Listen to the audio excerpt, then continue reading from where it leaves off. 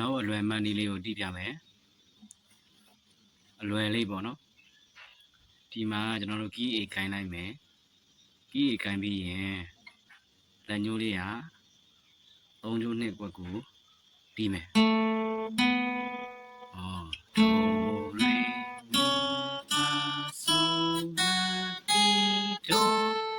ပြန်တိပြမယ်နော်ဒီချာကြီး key A လေးပါ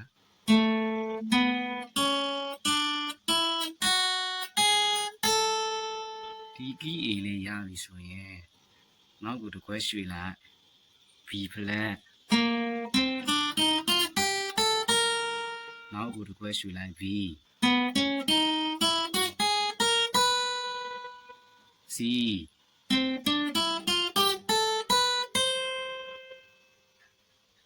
D flat D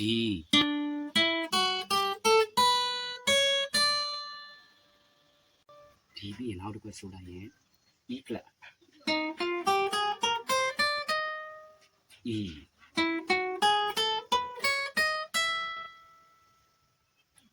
ဆိုရင် F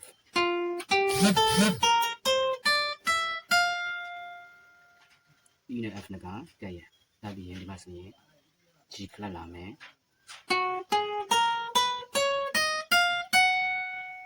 ဘောနောက်တစ်ခွဲဆိုမယ် G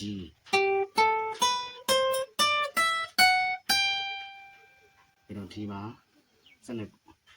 ဒီမှာဆိုရင်ဆက်နေကွာမှာ G နဲ့ဆုံးအဲ့တော့တတ်မှတ်ချက်က A D A position နဲ့စပြလိုက်တာเนาะ A B C D E F G ဒီမှာဆိုရင် G နဲ့ဆုံးသွားတယ်ဒါကအလွယ်မှတ်နည်းပေါ့နော် A position နဲ့အလွယ်မှတ်နည်းကိုပြောတာပါနောက်ဗီဒီယိုမှာ6ကျိုးကနေ1ကျိုးထိအပြည့်တီးတဲ့ဒိုရေမီဖာဆိုလာဒီတိုနို့ကိုเนาะတီးပြပါမယ်